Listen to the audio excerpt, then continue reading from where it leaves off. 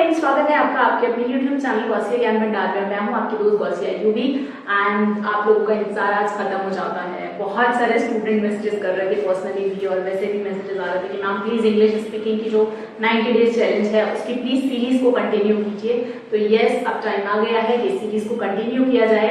तो गाइज बिना time waste करते हुए वीडियो में आगे बढ़ते हैं। लेकिन अगर आपने अभी तक मेरे चैनल को सब्सक्राइब नहीं किया तो प्लीज चैनल को सब्सक्राइब कीजिए, वीडियो को लाइक कीजिएगा और शेयर करना भी मत भूलिएगा। तो चलिए आज सीखते हैं इंग्लिश स्पीकिंग के इस चैलेंज में, देखते हैं कि कैसे हम लोग जो है अपनी इंग्लिश को इम्प्रूव कर सकते हैं, कैसे हम 90 डेज में इंग्लिश सीख सकते हैं। गाइज मैंने एक वीडियो बनाया था, प्रीवियस वीडियो में मैंने बताया था आपको कि क्या ग्रामर के बिना भी इंग्लिश सीखी जा सकती है। तो वहां पर मैंने आपको इंपॉर्टेंट टॉपिक बताए थे कि क्या क्या टॉपिक्स हैं जिनको हम कवर करके अपनी इंग्लिश को बहुत ज्यादा इम्प्रूव, काफी हद तक इम्प्रूव कर सकते हैं और ये कहिए कि बहुत अच्छी से अच्छी इंग्लिश बोल सकते हैं। तो आप वो वीडियो बिना ग्रामर की इंग्लिश कैसे सीख सकते हैं उसको जरूर देखिएगा। और आज जो है हम लोग उसी में से हम लेसन फर्स्ट उठाएंगे। मैंने उसमें लेसन वाइज प्लान बताया है कि कैसे कैसे हम लोग जो है आगे अपनी इस जर्नी को कंटिन्यू रखेंगे। तो लेसन 1 मैंने बताया था आपको कि टेंसेस के बारे में है, तो आज हम वही टेंसेस सीखने जा रहे हैं। तो बिना टेंसेस के गाइस देखिए, अगर आपको इंग्लिश सीखनी है तो टेंसेस का ज्ञान होना आपको बहुत ज्यादा जरूरी है। तो आज टेंसेस की इस नॉलेज के लिए हम लोग शुरुआत करने जा रहे हैं और आपकी ये जर्नी जो है शुरुआत होने जा रही है इसकी। तो आपको मैं बधाई देती हूँ, कंग्रेचुलेट करती हूँ। और आप लोग बहुत ध्यान से सीखिएगा। आपको कुछ भी डाउट हो तो प्लीज कमेंट सेक्शन में जरूर बताइएगा। और जो आप प्रैक्टिस करते हैं, यानी कि जो भी मैं आपको यहाँ सिखाती हूँ उसकी आप प्रैक्टिस करेंगे तो आप कमेंट बॉक्स में लिख कर प्रैक्टिस कीजिएगा, सो दैट आप इम्प्रूव कर पाए, मुझे भी पता चल पाए कि आप कितना इम्प्रूवमेंट कर रहे हैं। तो गाइस चलिए सीखते हैं टेंसेस। ओके, तो फर्स्ट लेसन हमारा टेंसेस का है। और आप जैसे कि जानते हैं कि टेंसेस 3 तरह के होते हैं, past, present and future. Past होता है गाइज हमारा जो भी बीता हुआ कल होता है, प्रेजेंट होता है हमारा आज वर्तमान जो हमारा चल रहा होता है, और फ्यूचर हमारा आने वाला कल यानी कि हमारा भविष्य को हम फ्यूचर कहते हैं।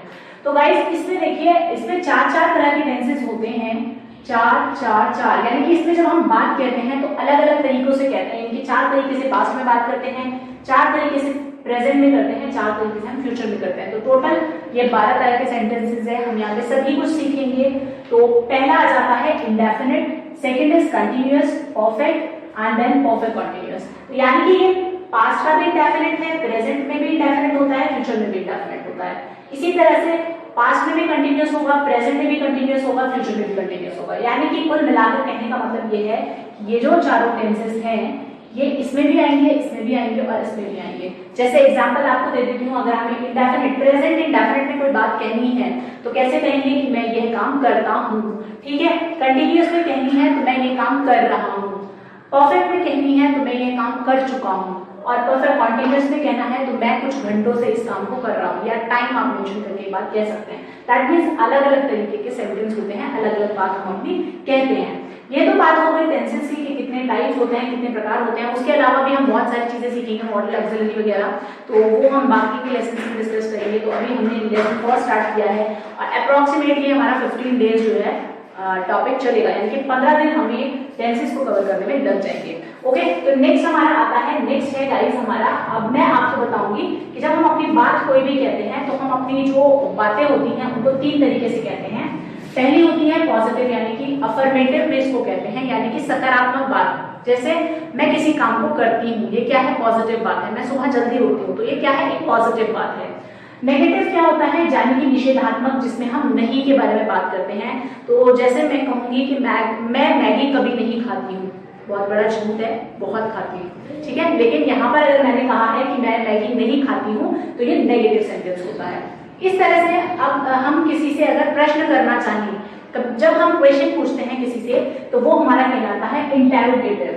तो यानी कि प्रश्नवाचक वाक्य ये हमारा कहलाता है। तो इंटेरोगेटिव में भी 2 तरह के होते हैं। इंटेरोगेटिव 2 काइंड के होते हैं, एक होता है यस नो टाइप और दूसरा होता है WH टाइप। तो गाइज यस नो टाइप में क्या होता है, जब हम किसी को कोई सवाल पूछते हैं जिसका जवाब हमें हाँ या ना में मिलता है। जैसे मैंने आपसे क्वेश्चन किया कि क्या आप मेरा नाम जानते हैं, तो आप इसके 2 ही जवाब दे सकते हैं कि हाँ मैं आपका नाम जानता हूँ या मैं नहीं, आपका नाम नहीं जानता हूँ, ठीक है। तो जिस क्वेश्चन का जवाब हमें हाँ या ना में मिले वो हमारा yes and no type interrogative कहलाता है, या हम इसे फर्स्ट टाइप इंटरोगेटिव भी कह सकते हैं।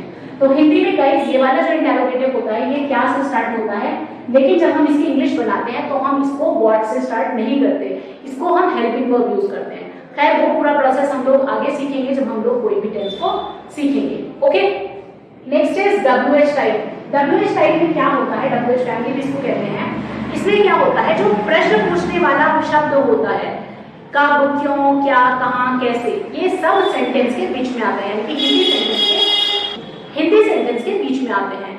यानी कि तुम कहाँ रहते हो, तो कहाँ वर्ड क्या हुआ है, सेंटेंस, हिंदी सेंटेंस के बीच में आया है। लेकिन जब हम इसकी इंग्लिश बनाते हैं तो इंग्लिश में इसको हमें सबसे पहले यूज करना होता है। तो वो भी हम पूरा प्रोसेस सीखेंगे कैसे कैसे हमें सेंटेंस को ट्रांसलेट करना होता है। आई होप ये चीज आपको समझ आई होगी कि दो तरह के इंटरोगेटिव होते हैं।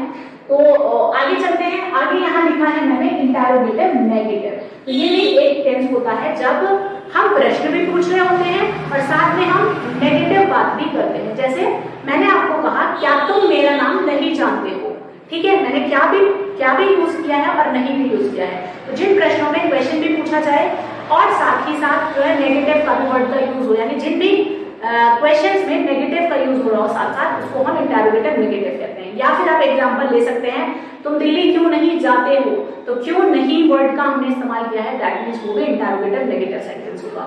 तो आई होप गाइस ये छोटी सी बातें आपको समझ आई होगी। चलिए, जब हम लोग लेसन टेंसेस का करते हैं तो उसमें हमारा प्रेजेंट इंडेफिनिट से हम लोग शुरू करते हैं, लेकिन मुझे लगता है कि प्रेजेंट इंडेफिनिट थोड़ा सा लिटिल बिट टफ होता है जो बिगिनर होते हैं उनके लिए, तो वो कंफ्यूज ना हो जाए, इसलिए बिगिनर्स के लिए हम लोग शुरुआत करेंगे प्रेजेंट कॉन्टिन्यूअस से, क्योंकि ये थोड़ा सा इजी होता है और हम लोग इसको जल्दी ही सीख जाते हैं। तो गाइस आज हम लोग प्रेजेंट कंटिन्यूअस से शुरुआत करेंगे, तो बाद में देख लीजिएगा कौन सा पहले आता है कौन सा बाद में है। तो प्रेजेंट कॉन्टिन्यूअस, देखिए गाइस जब भी हम कोई टेंस करते हैं तो सबसे पहली बात जो हमें ध्यान रखनी होती है वो ये होती है कि हमें उसकी पहचान पता होनी चाहिए, क्योंकि एज आई टोल्ड यू कि हमारे पास 12 तरह के सेंटेंस है, हमें कैसे पता चलेगा कौन सा किस रूल के अकॉर्डिंग बनाना है ना। तो दो चीजें बहुत इंपॉर्टेंट होती हैं, हमें याद रखनी है उनकी पहचान और हमें उनका रूल याद रखना है कि बनाने का नियम क्या है। तो वैसे तो जो बेसिक नियम है सभी सेंटेंस को बनाने का वो है सब्जेक्ट, वर्ब एंड ऑब्जेक्ट, यानी कि इन तीनों के बिना तो टेंस बनता ही नहीं है। लेकिन एक चीज और भी होती है, हेल्पिंग वर्ब। हेल्पिंग वर्ब होती है हमारी सहायक क्रिया, यानी कि ये हेल्प करती है, ये भी डिफरेंट टाइप की होती है और डिफरेंट सेंटेंसेस में अलग अलग हेल्पिंग वर्ब जो है वो यूज होती है, तो ये भी हम सीखेंगे। तो चलिए चलते हैं प्रेजेंट कंटिन्यूअस की तरफ। तो कंटिन्यूअस की आइडेंटिफिकेशन, पहचान क्या होती है, at the end of Hindi sentence, यानी कि हिंदी सेंटेंस के अंत में रहा है, रही है, रहे हैं जैसे शब्द आते हैं, यानी कि इससे हमें समझ जाना चाहिए जिस भी सेंटेंस के लास्ट में हमें दिखाई दे रहा है, रहा है, रही है, रहे हैं, उसका मतलब है वो प्रेजेंट कॉन्टिन्यूअस का टेंस है। एक बात आपको याद रखनी है कि प्रेजेंट कॉन्टिन्यूअस में काम जारी है, यानी कि काम खत्म नहीं हुआ है, काम क्या है, काम जारी है, ठीक है। तो इसमें रूल हम कैसे बनाते हैं, सबसे पहले पॉजिटिव का रूल है, सब्जेक्ट लगाएंगे, उसके बाद हेल्पिंग वर्ब का यूज करेंगे। यहाँ पर हेल्पिंग वर्ब हम इज, एम, आर यूज करेंगे, तीनों में से कोई एक। उसके बाद वर्ब की आईएनजी फॉर्म और फिर उसके बाद हम ऑब्जेक्ट लगाएंगे, ठीक है। तो गाइस अब ये हमें तो पता चल गया, सब्जेक्ट लगाएंगे, हेल्पिंग वर्ब लगाएंगे, वर्ब लगाएंगे, है ना, ऑब्जेक्ट लगाएंगे। तो हमें ये भी पता होना चाहिए कि ये होता क्या है। तो समझ लीजिए कि सब्जेक्ट क्या होता है, वर्ब क्या होता है, ऑब्जेक्ट क्या होता है। सब्जेक्ट होता है हमारा सेंटेंस का जो कर्ता होता है, यानी कि सेंटेंस में जो काम कर रहा होता है वो हमारा सब्जेक्ट होता है। जैसे हम मूवी देख रहे हैं तो इसमें हम जो है वो सब्जेक्ट है। मैंने कहा मेरा भाई पतंग नहीं उड़ा रहा है, तो मेरा भाई जो है वो सेंटेंस में क्या है, सब्जेक्ट है, ओके। उसके बाद जो वर्ब होती है, वर्ब क्या होती है, जो भी हम काम करते हैं, आना जाना, रहना, खाना पीना, सोना, जितनी भी क्रियाएं हैं, जो भी काम हम कर रहे हैं वो हमारा वर्ब कहलाता है।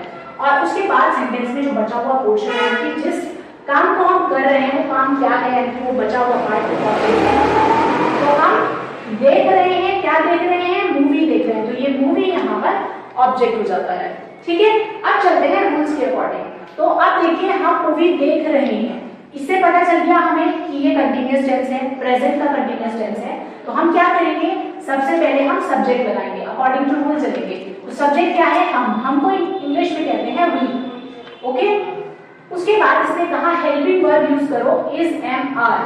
Is, am, are according to subject लगता है, जहां पर भी आई है हमेशा एम लगेगा, हेल्पिंग वर्ब आई के साथ हमेशा एम लगेगा। इज हम लगाएंगे guys third person singular noun के साथ, यानी कि ही, शी, इट या फिर किसी का भी नेम है या कोई अदर सिंगुलर प्रोनाउन है, वहां पर हम क्या करते हैं, वहां पर हम इज का यूज करते हैं। ठीक है, उसके अलावा हम आर का यूज करेंगे जहां पर भी सेकंड पर्सन हमारा होता है यू, ये सिंगुलर भी हो सकता है, प्लूरल भी हो सकता है। यू जहां पर फर्स्ट पर्सन यानी कि वी प्लूरल नाउन, ठीक है, प्लूरल प्रोनाउन यहाँ पर वी है, और दे भी क्या है, थर्ड पर्सन प्लूरल नाउन, या फिर कोई अदर प्लूरल प्रोनाउन हमारा होगा, वहां पर हम लोग क्या करते हैं, आर का यूज करते हैं।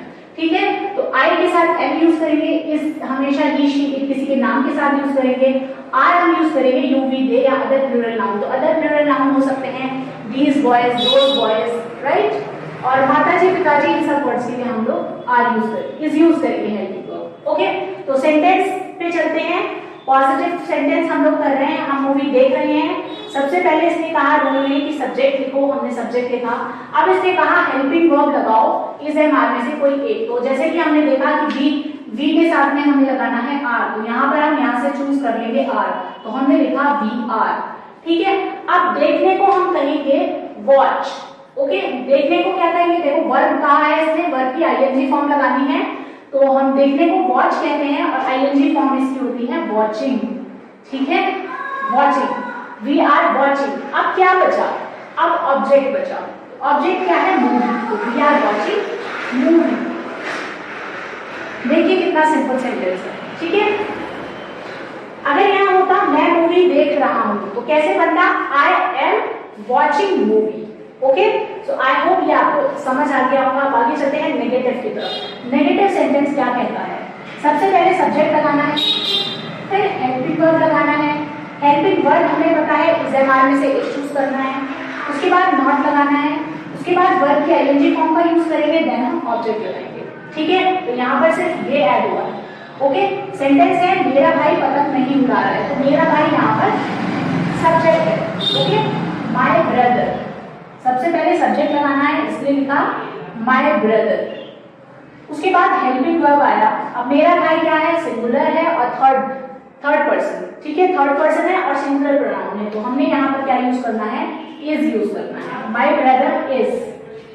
इसके बाद हमें लगाना है नॉट। उड़ाने को हम कहते हैं flying, ING form, my brother is not flying. अब क्या बचा, ऑब्जेक्ट बचा, यानी ऑब्जेक्ट क्या है, पतंग, my brother is not flying kite. Okay, so ये भी बहुत इजीली आपको समझ आ गया होगा। अगर यहाँ पर मुझे कहना है मैं खाना नहीं खा रही हूँ, तो I am not eating food, I am not eating food. Next is interrogative first type, यानी यस और नो टाइप वाला हमने इंटरोगेटिव लिया है। तो इसमें क्या होता है, हेल्पिंग वर्ब से इसको हम स्टार्ट करते हैं। ये सब्जेक्ट से स्टार्ट नहीं होगा, हेल्पिंग वर्ब से स्टार्ट होगा, जैसा कि मैंने बताया था कि हिंदी में क्या से शुरू होता है। ठीक है, उसके बाद हम सब्जेक्ट का यूज करेंगे। अगर नेगेटिव भी है सेंटेंस, यानी कि साथ साथ प्रश्न पूछने के साथ साथ नहीं भी आ रहा है, इंटरोगेटिव नेगेटिव है, तो हम क्या करेंगे, नॉट को हमेशा सब्जेक्ट के बाद लगाएंगे। तो ये बात हमेशा ध्यान रखनी है कि इंटरोगेटिव नेगेटिव में हमेशा सब्जेक्ट के बाद ही नॉट लगाया जाता है। ठीक है, देन हम वर्ब की आईएनजी फॉर्म का यूज करेंगे, उसके बाद ऑब्जेक्ट लगेगा, और क्वेश्चन मार्क जो होता है वो मैंडेटरी होता है इंटरोगेटिव सेंटेंसेस में। ठीक है, एग्जांपल है क्या तुम खाना नहीं खा रहे हो। ओके, तो ये जो क्या है इसके बदले हम व्हाट नहीं लगाते, as I told you before. यहाँ पर हम क्या यूज करेंगे, हेल्पिंग वर्ब का यूज करेंगे। Helping verb according to subject लगती है, तो यू के साथ हमें क्या लगाना चाहिए, आर लगाना चाहिए। यहाँ पर हम आर का यूज करेंगे, आर। उसके बाद सब्जेक्ट आया तुम, आर यू नहीं भी दे रखा है, इसलिए हमने नॉट मेंशन कर दिया। अगर यहाँ पर ये नहीं ना होता तो हम इसको स्किप कर देते। तो आर यू नॉट, अब वर्ब की आईएनजी फॉर्म, क्या कर रहे हो, खा रहे हो, तो खाने के लिए ईटिंग लगा दी, आर यू नॉट ईटिंग, क्या नहीं खा रहे हो, खाना नहीं खा रहे हो, तो are you not eating food. Question mark लगा दिया लास्ट में। आई होप कि आपको समझ आ गया होगा। अगर हम कहें कि क्या तुम बाजार नहीं जा रहे हो, तो क्या लगाएंगे, are you not going to market, are you not going to market. इसी तरह से गाइस कुछ सेंटेंसेस जो है आप लोग खुद से बनाइएगा और इनको कमेंट बॉक्स में जरूर लिखिएगा। आगे चलते हैं सेकेंड टाइप इंटरोगेटिव की तरफ। आइए स्टार्ट करते हैं। WH सेंटेंसेस में क्या होता है, सबसे पहले हम ये जो WH वर्ड है इसकी इंग्लिश पहले लगाते हैं, तो वाई। उसके बाद हमें यूज करना है हेल्पिंग वर्ब, तो जैसे वह है, वह के साथ में हमें हेल्पिंग वर्ब को यूज करना है इज। तो वाई इज उसके बाद हमें लगाना है सब्जेक्ट। सब्जेक्ट क्या है हमारा? He. Why is he? Negative भी आ रहा है इसलिए नॉट ऐड कर दिया। Why is he not?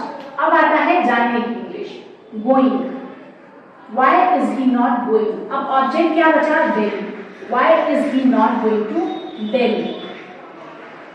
Okay, उसके बाद हमें क्वेश्चन मार्क ऐड करना है।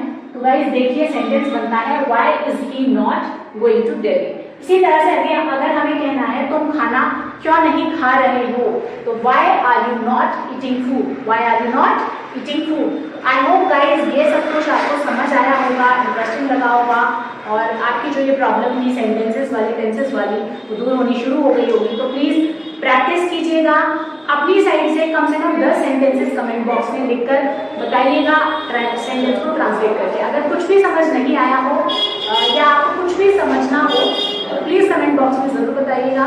Thank you so much for watching.